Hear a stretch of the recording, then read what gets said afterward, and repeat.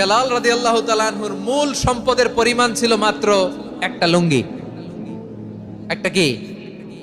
এক লুঙ্গি যার মালিকানায় আছে তারে বিষ্ণু বলতেন, দাও আমি বাড়ায় দিব, দাও বাড়ায় দিব। আরশের অধিপতির কোনো কমতি নাই।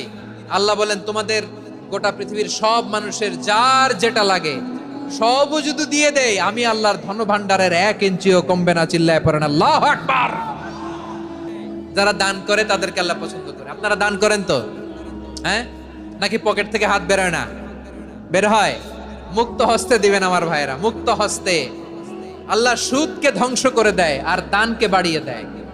সুদের সাথে আমাদের কোনো সম্পর্ক না।